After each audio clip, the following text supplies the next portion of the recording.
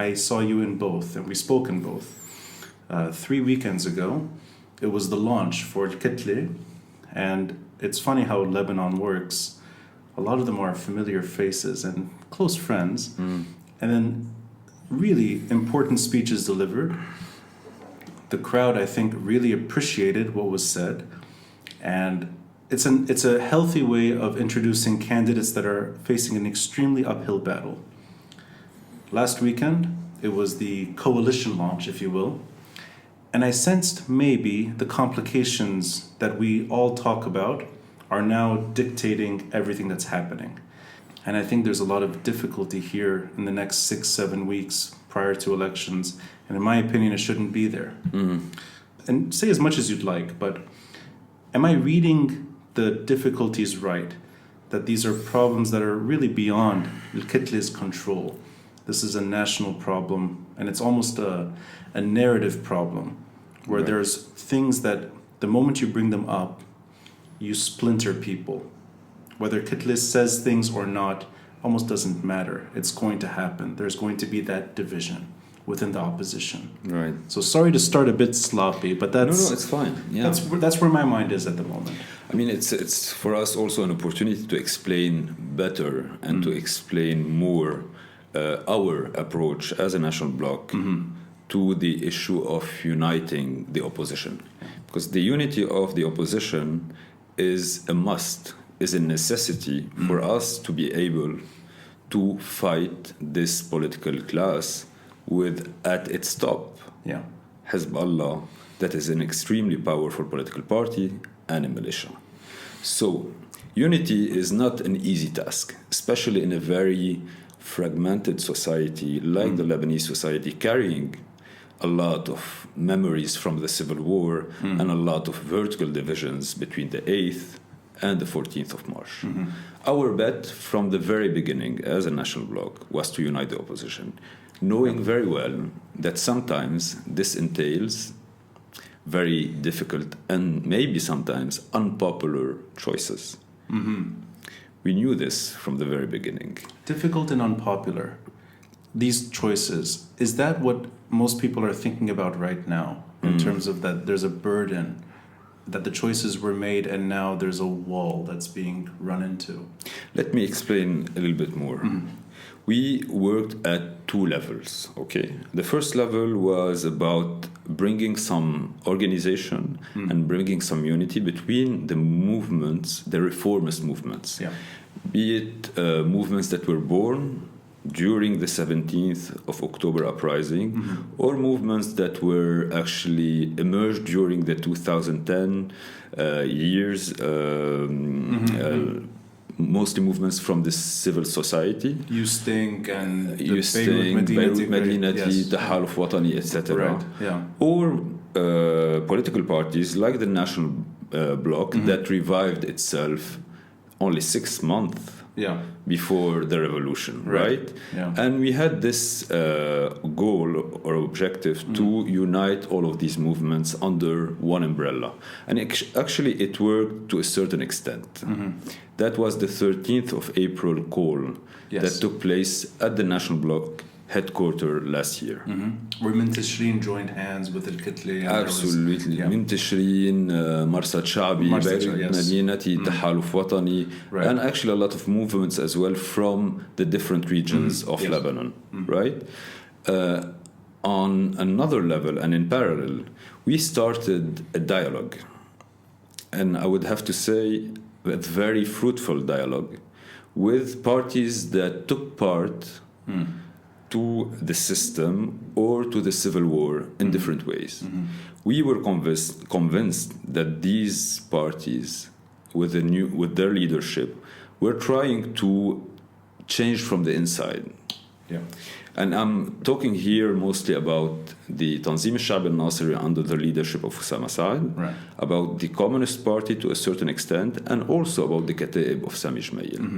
And we believe that every Lebanese is allowed to actually join the movement of reform and the movement of change. There is no veto. No one has any actually power or legitimacy to prevent any other Lebanese from joining the movement of reform. And this is our main bet. Mm-hmm. We see an opportunity actually in how these three parties are converging toward the same ideas we are putting on the table as reformist parties.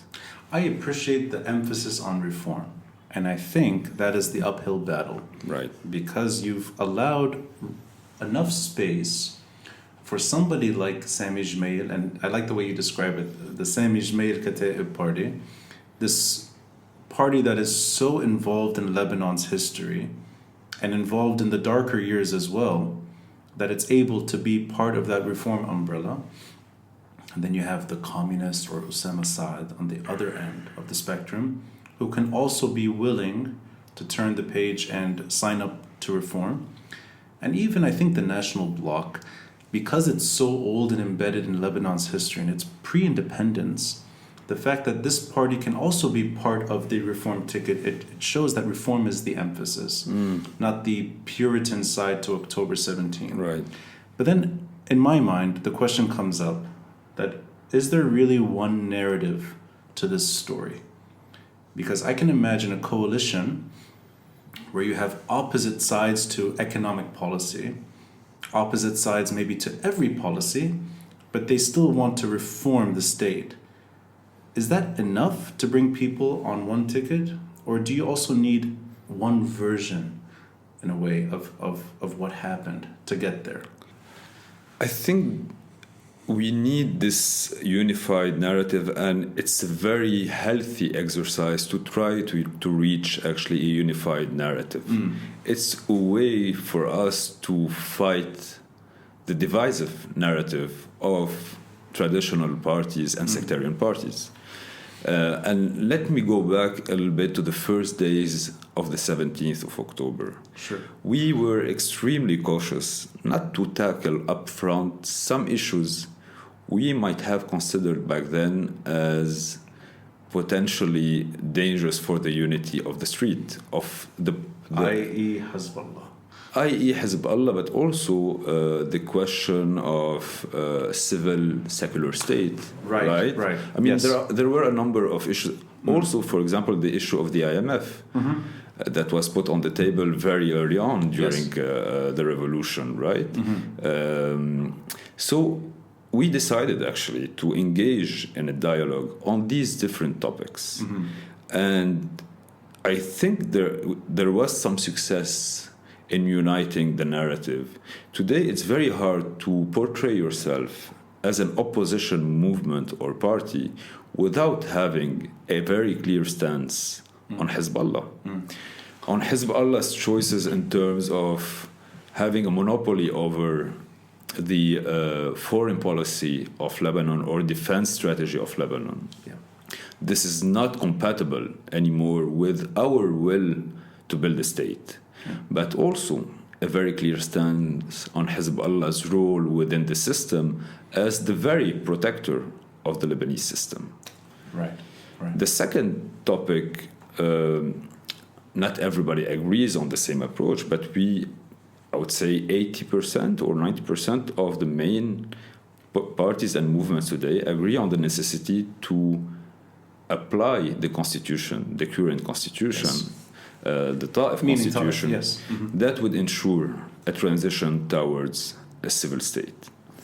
The third layer of this narrative is the understanding we have of the economic and social system we want to put in place in Lebanon. Right.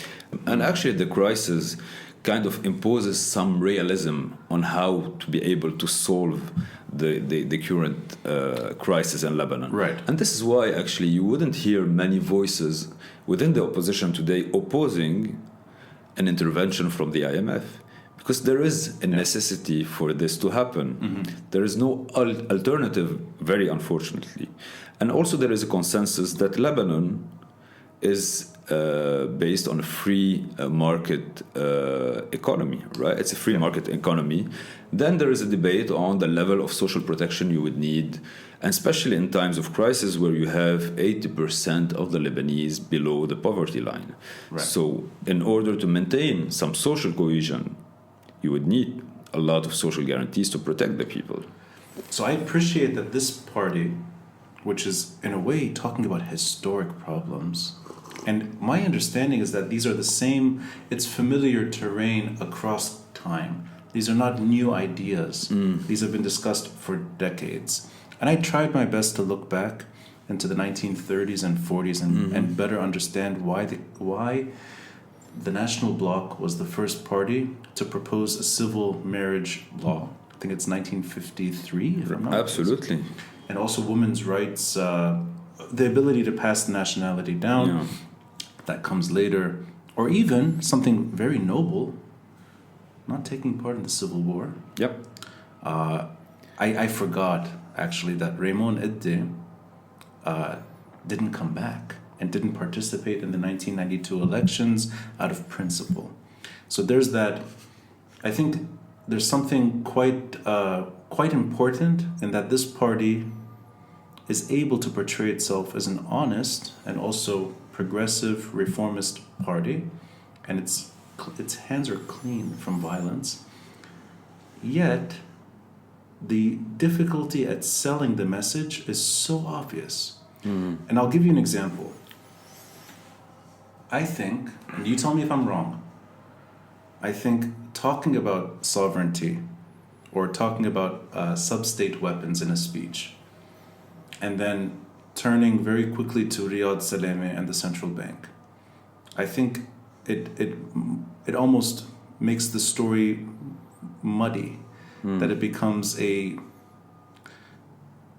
it's hard to focus on a huge problem without attaching it to other problems, and the messaging becomes unclear. Or for that matter, the familiar term, which I think is wrong, saying multiple militia or the militiate, I think it almost seems like this is excusing what one militia does and making it more accessible to a larger audience. And I think the voices become unclear and uncertain, even when they've become sharper over time. The more recent speeches I've heard are, in a way, a little more amplified and a little more honing in on what Hezbollah has done. But the word doesn't come up.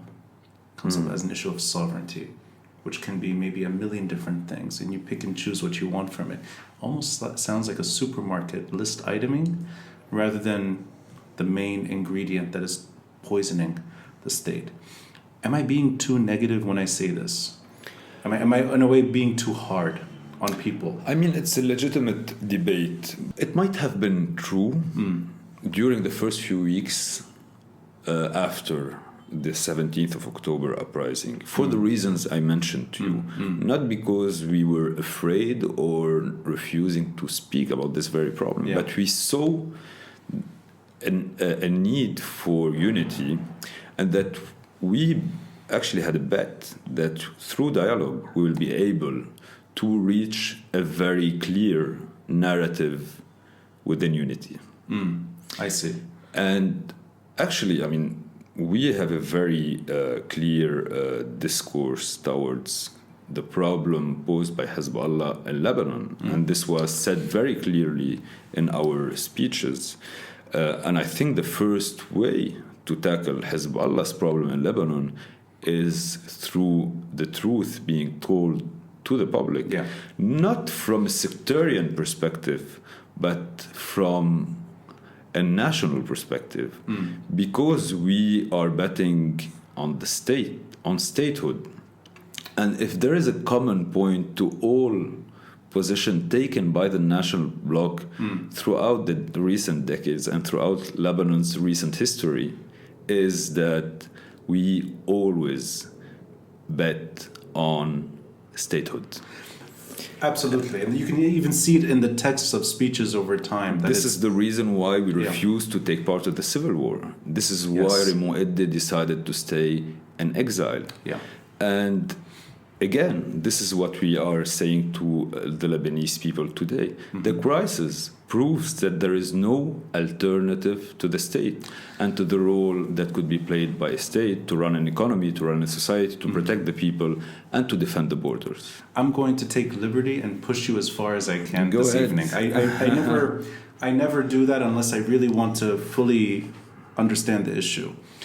Every single member I've had on the podcast from opposition and October 17 can spend maybe hours talking about policy related to most economic problems.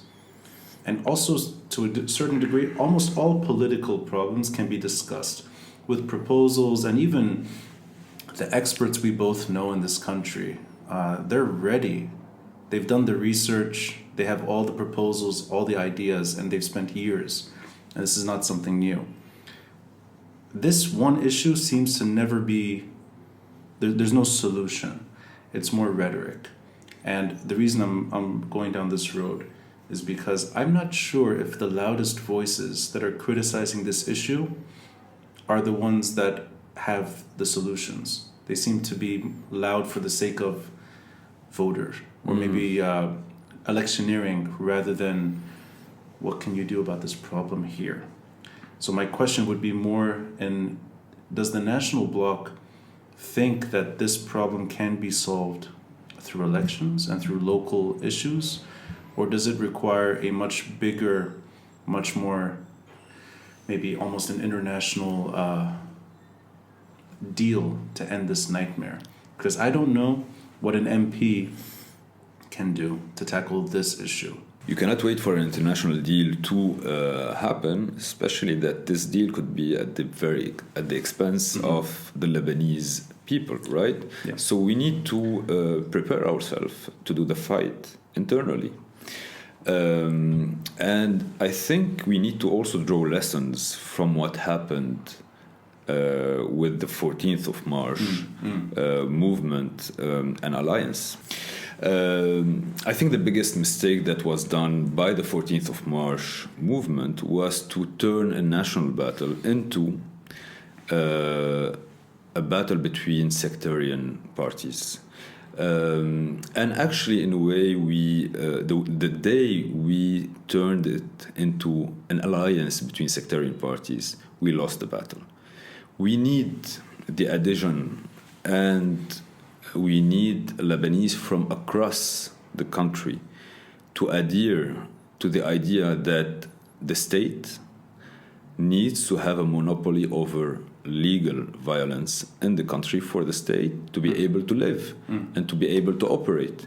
And this message didn't come through because it was carried mostly by sectarian leaders that in reality lost every credibility in the eyes of the Lebanese public.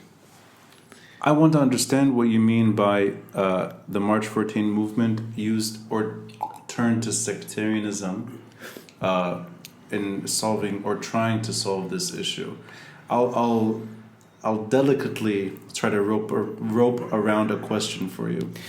Yeah. Oh no, go ahead, please. No, please. I mean, and you know probably better than me. I don't know about that, but No, you know probably better than me.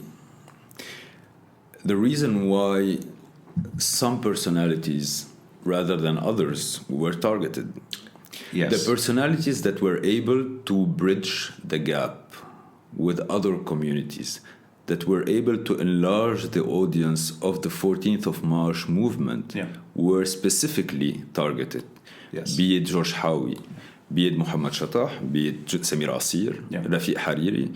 These were people that were able to transform the 14th of March movement into a national movement, and not only an alliance between sectarian parties. What we are looking forward to is to have this support from across Lebanese communities to a national project that is betting on statehood. Then my question, you're eloquently describing... and sorry for maybe mentioning some personal, No. but you see the point, right? Oh, absolutely. And I subscribe fully to the way you're describing what happened. In that sense, that characters in this country's history that tried to put the state ahead of anything, I think, are the first to perish. And it's an old tragedy. And all the more reason why a problem like Hezbollah is still an obstacle or a major stumbling block towards reforming the state. But the focus on sectarianism, which I hear, it's obviously not from Al-Kitli, it's from most October 17 and opposition parties. Right. That there's this tendency to look at the sectarian issues as it's almost like the boogeyman, that's the problem that persists. I don't know if March 14's end comes from sectarianism. And the reason I'm going down that road is because we're in March 2022, after a year and a half of hell. It starts off in a much more euphoric way, October 17. By 2021, by 2020, by the port blast, really, it's clear that we're in a very dark period. Right. And we're still in that period. The most popular parties in this country remain the old guard. The most sectarian party, perhaps, the Lebanese forces, and I'll use sectarianism here carefully. The most narrow communitarian party that I can think of is gaining votes and is doing better this round. The most unpopular sectarian party, Tayar Watani al-Hur, may lose 15-20% of its base. But that's after a year and a half of being scolded and insulted and, real antagonism towards that party and its leadership. They're losing a small margin. The void, I think, that we all talk about in different ways, this reluctancy for Sunni participation, which is becoming increasingly clear. The future party, even when it exits, it still is the largest Sunni group in this country, even when it's not participating. And that's after Hariri's resignation, that's after his exile. So I don't know if sectarianism is really the issue. I think it's more ingrained in us than we appreciate, even when the idea is to bring as many people together as possible and focus on the state. I think sectarianism is not the thing that prevents that from happening, which is why I agree with you that the taller figures in March 14 that could look beyond communal insecurities, they shined when they were trying, but I don't think the communal insecurities contributed to their demise. Now, does that make sense, the way I'm saying it? And does that factor into why there's a reluctancy to admit that there is a sectarianism component that is real and it cannot simply be thrown away? Let's go back a little bit to what was the main goal and what was the main cause behind the 14th of March. Is about the recovery of the Lebanese state and the recovery of sovereignty, right? Yeah. The problem being is that the way sectarian parties behave do not allow them, in a way, to have enough credibility to convince Lebanese beyond their own communities that the real people capable of defending the Lebanese state. This is the main issue. What we're trying to say to the Lebanese people is that there is today an opposition that carries enough credibility that is being able to address the Lebanese people as a whole. Yeah. And that is actually capable of defending the state. You say that they still have some popular base, right? The sectarian parties. But I want to actually point out to one number. Yeah, please. Yes. This is actually a number that is being highlighted by most opinion polls, right?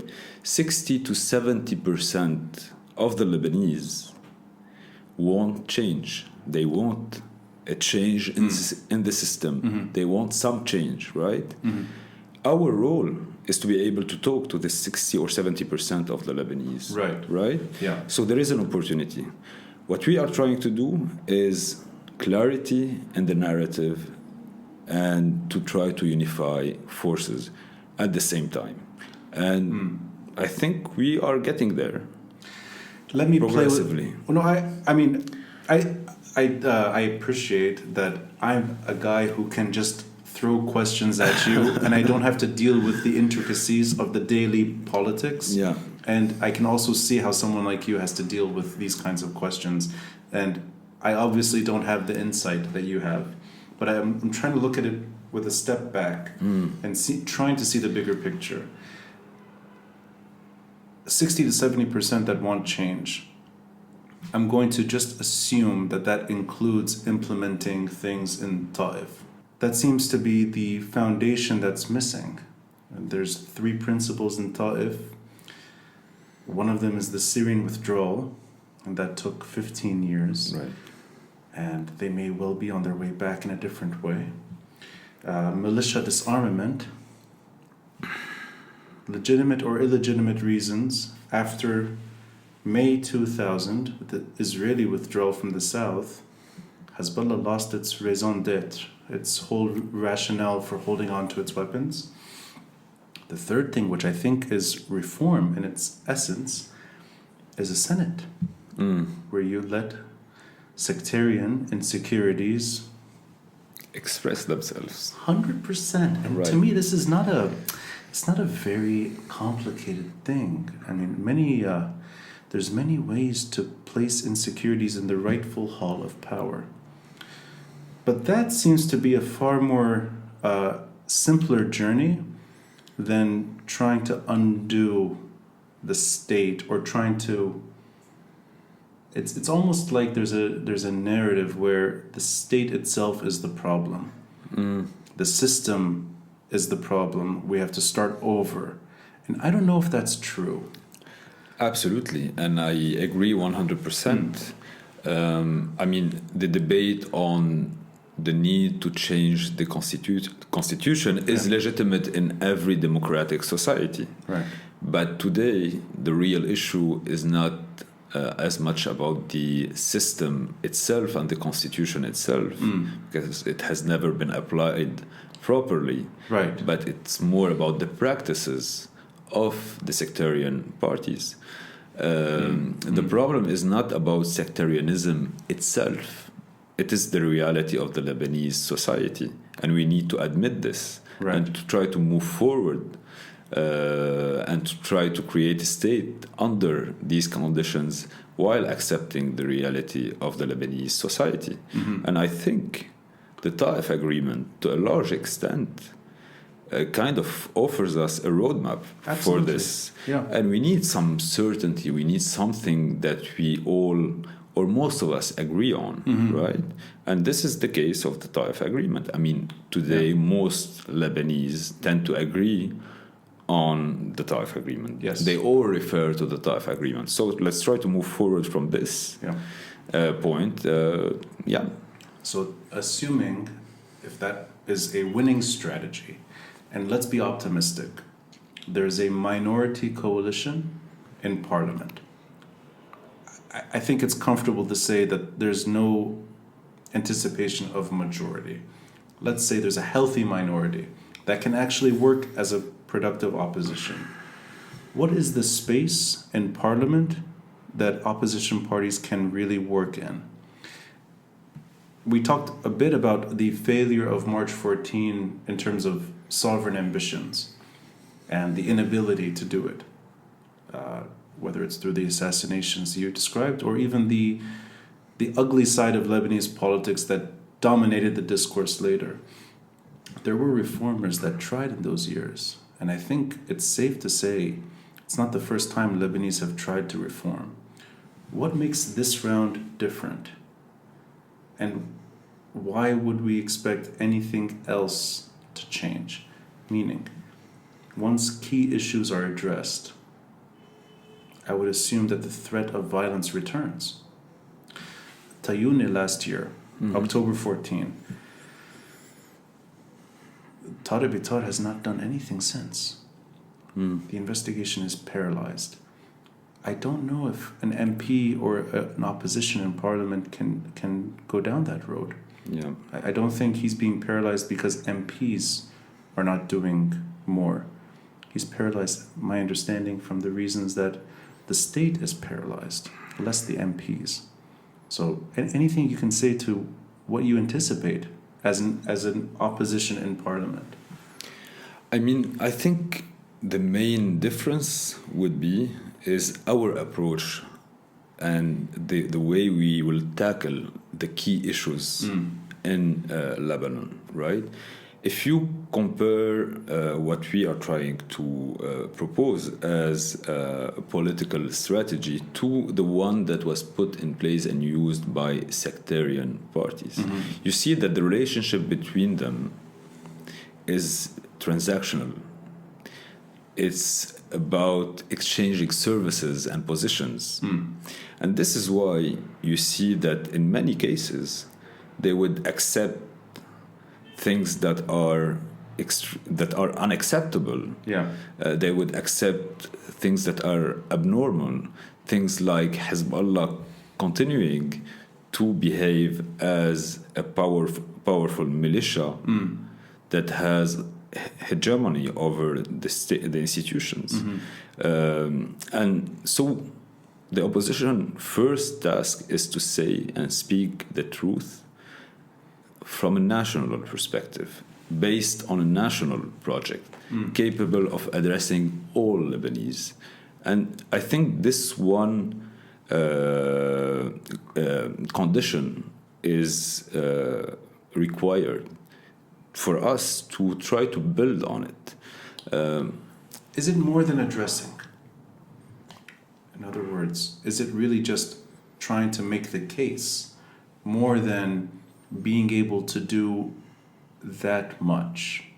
Because I appreciate that the narrative is within your reach and the hard work that's been done. I've seen it, I've experienced it.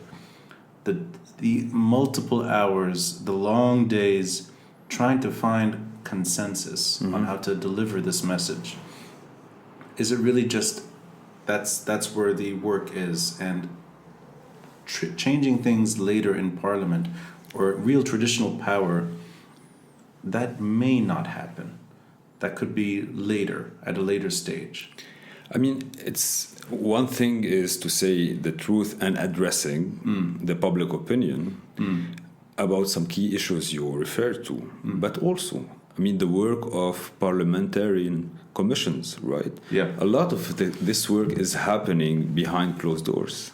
Right. For us to have access to what's going on there is key, to be able to point out the responsibilities of the parties that are trying, for example, today to block the reforms. Right. I mean, we saw how instrumental was the role of the Finance Commission in blocking the reforms, and how all parties taking part to the discussions behind closed doors were blaming each other for blocking the reforms. Yeah. Right? Yeah. And I appreciate that, but I'm no defender of this crowd, this regime. I don't have anything good to say about the current crop, other than there's a few people that I can identify as reformists, and some of them are in key positions. There's no appeal to me when it comes to the Syrian Socialist Nationalist Party. I don't identify with them. I doubt they identify with me, or they probably don't even know who I am. But that party, it doesn't match any of my understanding of what it means to be in this country. And probably the most competent minister in the current cabinet is affiliated with that party. I don't know if he's an actual member, but he was nominated by them. That's Saad al-Shami. He's the deputy prime minister. And I think he's been tasked to get this IMF deal pushed through. I think of him as a competent reformer and a numbers guy and somebody who had a career at the IMF who's not here to do politics. It's more to do hard economic thought and procedure and financial reform. And he's not able to get far. So why would somebody taking his place be any different? Because Saad al-Shami is an excellent technocrat. But the decision, the political decision, is not in his hands. Implementing reforms is a decision taken by political actors, because it actually implies political choices that have political costs. And they're trying to escape in any way possible before the elections the reforms. And they keep, the only thing they know how to do it is to blame each other actually for blocking the reforms.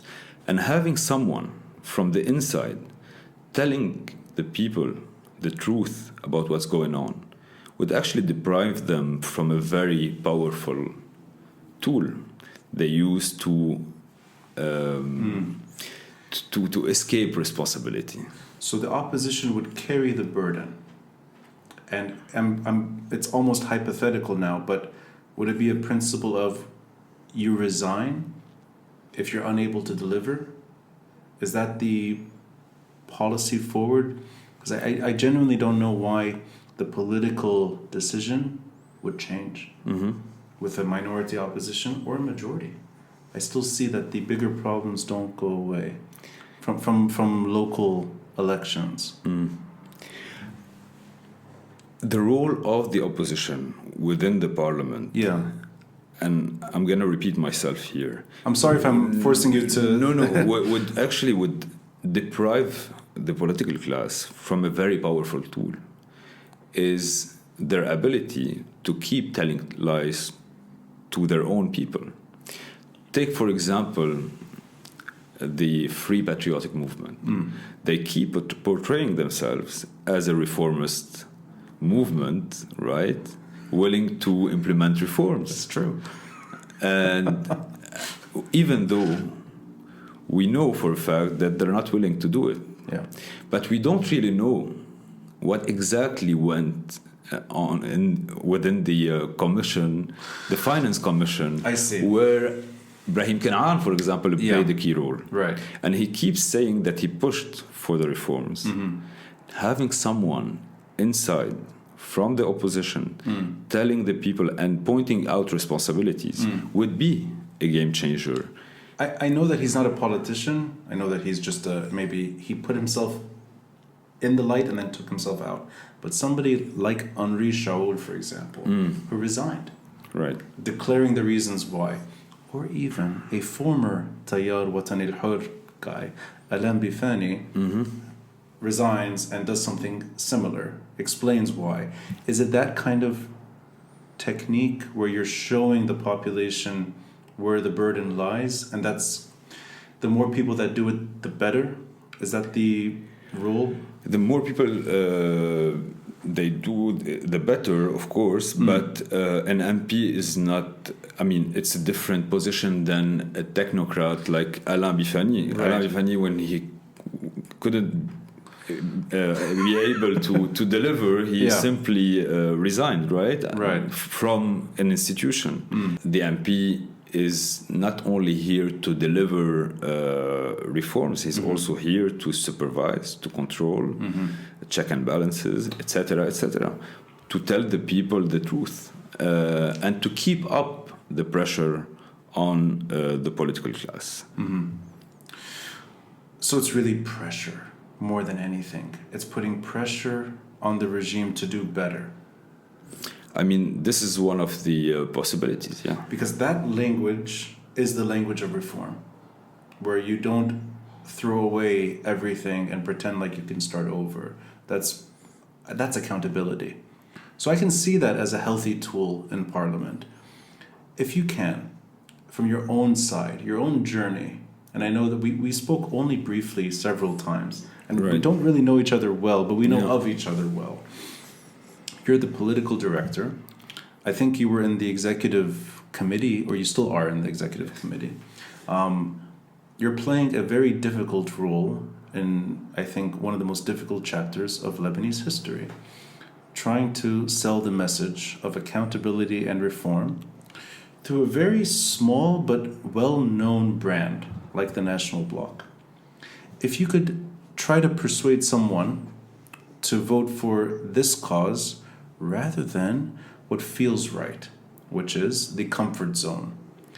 The comfort zone can be the regime. The comfort zone can be someone that is blaming the opposition. And I'll give you a duality here. Let's take somebody like a Sharri resident or somebody in Metin or wherever, Kisarwan, who's leaning on the Lebanese forces. They speak the language of reform. They, I think, have tried in different ways to put reformist ministers in previous years. And I think that's more fact than caressing them. That they had their version of reform in the past. They're a larger party. They have more visibility. Let's talk about the Kataib. They're in the opposition. They're a very old, very well-known brand. They scream and shout all the time, reform, reform, reform. And they use the language of sovereignty and all that. Then you have the other side, which I think is playing a counterproductive role, the opposition to the opposition. Mm-hmm.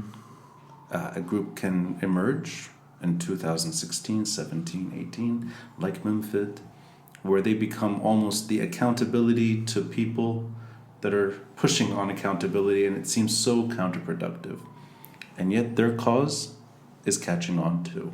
So why is the National Bloc best placed to sell that message? I mean, let's assume that the Lebanese forces will be representing most of the Christians in Lebanon, okay?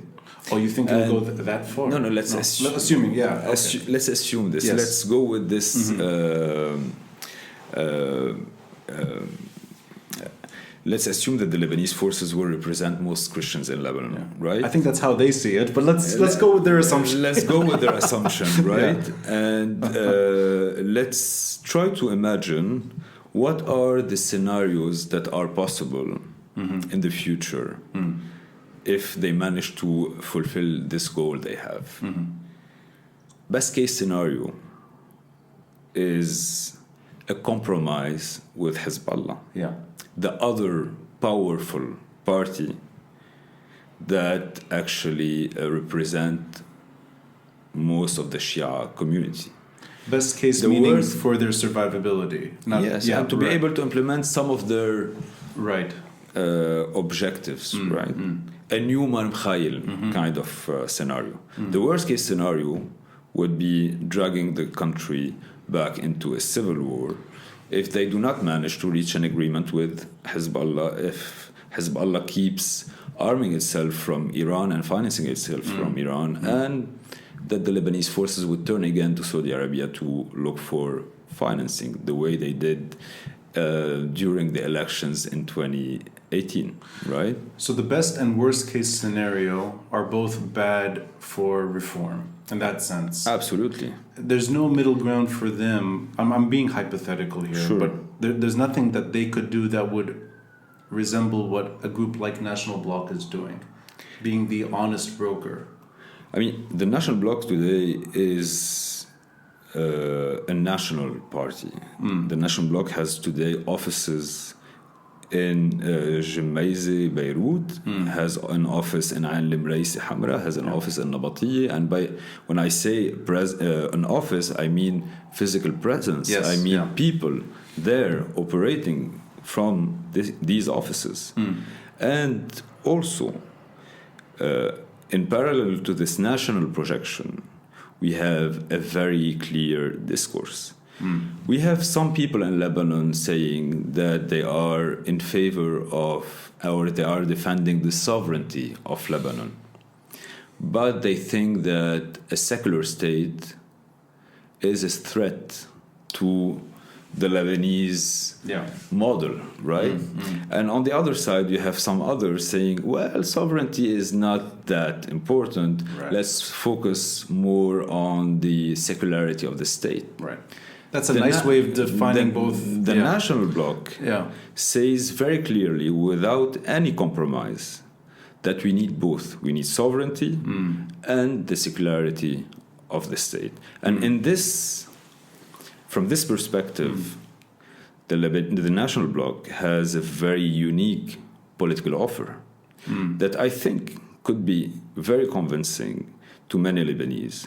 And actually, we are seeing it now when we are reaching out to the Lebanese people. Yeah.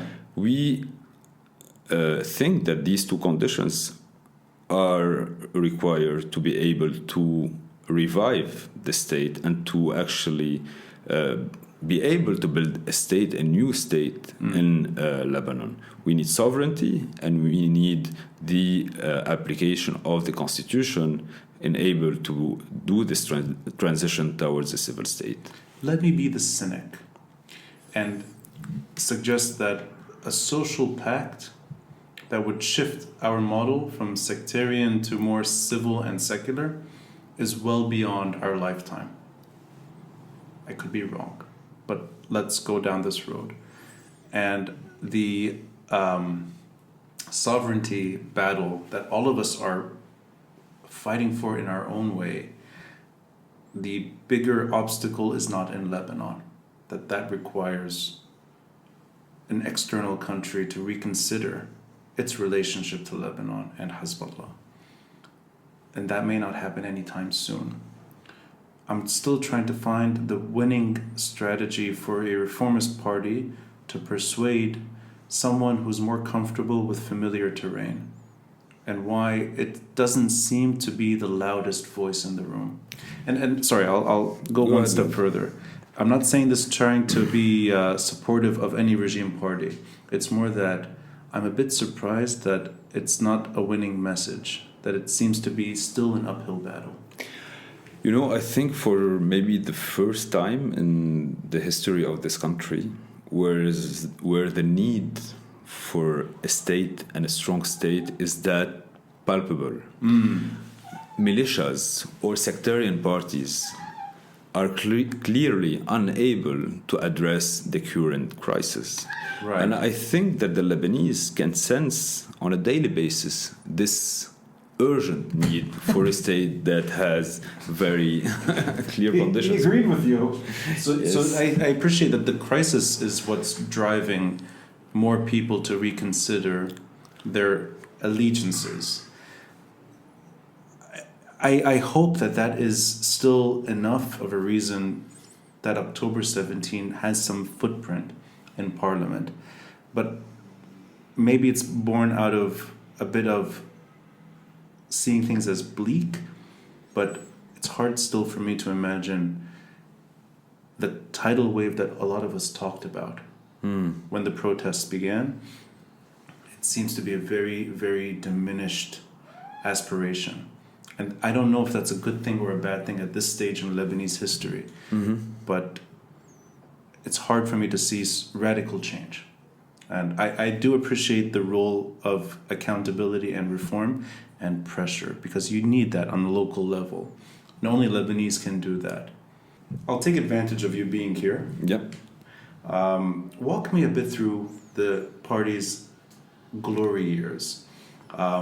It's a party that had visibility in cabinet in the 1950s. I think a lot of the nostalgia for the old years, this party played an integral role. It somehow got out of the Civil War. He's going to be in the podcast today. You're a star already. He's a star and he doesn't know how to behave. He's really eager to learn about it. How old is he? 13. Ah, He can still do that jump, yeah. I think in a few years he'll start missing. There's a lot of nostalgia, I think, for those years, and Al-Kitle is part of that story. Can you walk me just as much as you'd like through time, and why perhaps this is the moment once more? And is it born out of reimagining Lebanon? Because 1930s and 1940s is a very delicate phase where the independent Lebanon we live in is born. And Kitli is there. And it seems like they're back, where Lebanon is being reborn. So as much as you can share about what the party means in history, and is that maybe a too romantic way of describing this party? Because I see it as that. I see it as being reborn with the country. I mean, let me just go back to February 2019 first, and to tell you exactly what happened. Yeah. You know, in the Lebanese collective memory, the National Bloc is always seen as a party of honest people, right? Of a party of people who always were extremely attached to statehood. And the very idea of the revival of the National Bloc was to try to put this political capital to the service of the cause of change in Lebanon. Yeah. And this is why the decision was taken to revive the National Bloc. One thing, however, changed. We actually became, in February 2019, a democratic party, in the sense that this idea of Zaim was actually changed into a more collective type of management. So we have an executive committee that is elected by a General Assembly, and the General Assembly itself is elected by the members of the party. So this was the main reform that actually took place in February 2019. Is that also hinting at less family involvement? Meaning, the family is there, but they're not central anymore. So Carlos Iddi resigned from his position as Amid of the National Bloc and is today member of the Wise Man Council of the National Bloc. He is there to guarantee that we respect the bylaws of the party. Okay. Right? Yeah. But he is extremely supportive, actually, and it was at the initiative of these internal reforms that took place within the National Bloc. Okay. Going back to history, Yes. the National Bloc was seen as a liberal, social liberal party, very keen on preserving actually the institutions, and very keen on preserving the liberal democracy that was Lebanon back in the days. And hence, actually, the reforms that were proposed by the National Bloc, be it the civil marriage, Yes. be granting women the right to vote way before actually some European countries. Yeah. Why were these actually reforms proposed by the National Bloc? Because the National Bloc was very much aware that the very survival of the Lebanese state is actually related to how secular it would become over time. There was a need. I mean, even the French, when they helped us creating the Lebanese state, they also put forward the need for us to move more towards a secular state. And it's so easy to forget one of the mandate presidents, Carlos Iddi. He's there at the beginning. So it's almost like Emile Iddi. Sorry. Emile Yeah. Iddi is there at the start. Yeah. So he's also part of that mandate story as well. Yeah, absolutely. I mean, one other thing is the idea of transparency.